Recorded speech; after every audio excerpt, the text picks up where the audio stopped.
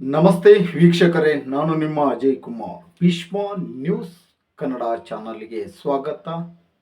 ಇಂದು ಭಾರತ ದೇಶದಲ್ಲಿ ಏನು ನೀಟ್ ಪರೀಕ್ಷೆಯ ವಿಚಾರವಾಗಿ ಜಂತರ್ ಮಂತರ್, ನವದೆಹಲಿಯಲ್ಲಿ ಜಂತರ್ ಮಂತರ್ನಲ್ಲಿ ಅನಿರ್ದಿಷ್ಟ ಅವಧಿಯಲ್ಲಿ ಉಪವಾಸ ಸತ್ಯಾಗ್ರಹ ಹಾಗೂ ಅನೇಕ ವಿದ್ಯಾರ್ಥಿಗಳಿಂದ ಹೋರಾಟ ನಡೀತಿದೆ. ಈ ವಿಷಯವಾಗಿ ಸೋಷಿಯಲ್ ಮೀಡಿಯಾದಲ್ಲಿ ಅನೇಕ ಮೀಡಿಯಾಗಳಲ್ಲಿ ಈ ಒಂದು ಸುದ್ದಿಯನ್ನು ಮಾಡ್ತಾ ಇದ್ದಾರೆ. ಅದರ ವಿಚಾರವಾಗಿ ಮೊದಲನೇದಾಗಿ ನಾವು ತಿಳ್ಕೊಳೋದಾದರೆ,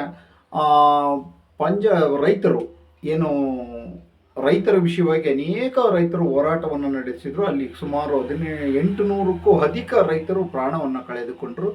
ಆಗ ಈ ಒಂದು ಜವಾಬ್ದಾರಿಯನ್ನು ಹೊತ್ತು ಕೃಷಿ ಸಚಿವರು ರಾಜೀನಾಮೆ ನೀಡಲೇ ಇಲ್ಲ. ಅದಾದ ಮೇಲೆ ನಮ್ಮ ನೋಟ್ ಅಮಾನ್ಯೀಕರಣ, ಏನು ನೋಟ್ ಬ್ಯಾನ್ ಮಾಡಿದರು. ಈ ನೋಟ್ ಬ್ಯಾನ್ ಮಾಡಿದಾಗ ಸುಮಾರು 40ರಿಂದ 50 ಜನ ಬರೀ ಕ್ಯೂನಲ್ಲೇ ನಿಂತು ಸಾಕಾಗಿ ಸತ್ತು ಹೋದರು. ಸುಮಾರು ಅಡೆತಡೆಗಳಾದವು, ಸುಮಾರು ತೊಂದರೆಗಳಾದವು. ಆಗಲೇ ಪ್ರಧಾನಮಂತ್ರಿಗಳು ಅದಕ್ಕೆ ರಾಜೀನಾಮೆಯನ್ನು ನೀಡಲೇ ಇಲ್ಲ.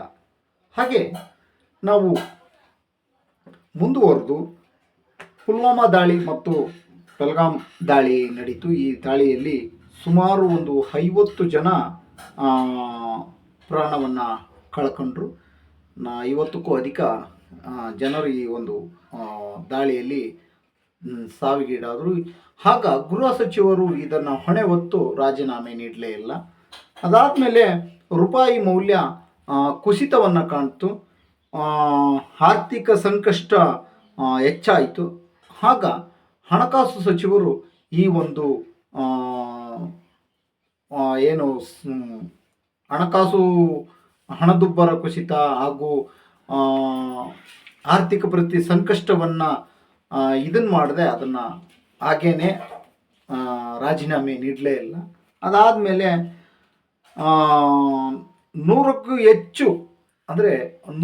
ಹೆಚ್ಚು ರೈಲುಗಳು ಡ್ಯಾಶ್ ಆಗಿ ಒಂದಕ್ಕೊಂದು ಹೊಡ್ಕೊಂಡು ಹಾನಿಗೀಡಾದವು. ಆಗಲೇ ರೈಲ್ವೆ ಸಚಿವರು ರಾಜೀನಾಮೆ ನೀಡಲೇ ಇಲ್ಲ.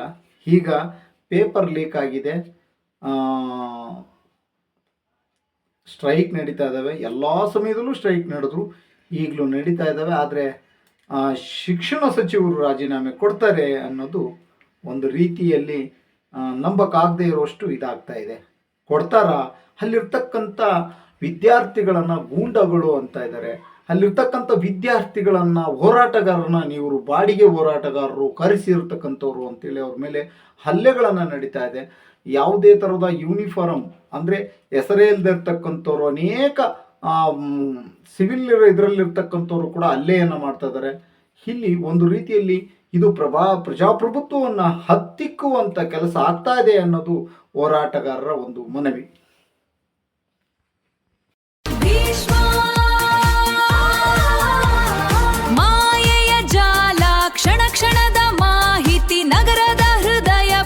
ಬೆಳಗಿನ ವರದಿ ಸತ್ಯದ ಅಸ್ತ್ರ ಭೀಷ್ಮ ನ್ಯೂಸ್ ಕನ್ನಡ, ಕ್ಷಣ ಕ್ಷಣದ ಸುದ್ದಿ 24/7. ಸತ್ಯದ ಅಸ್ತ್ರ ಭೀಷ್ಮ ನ್ಯೂಸ್ ಕನ್ನಡ, ಕ್ಷಣ ಕ್ಷಣದ ಸುದ್ದಿ 24/7. ಭೀಷ್ಮ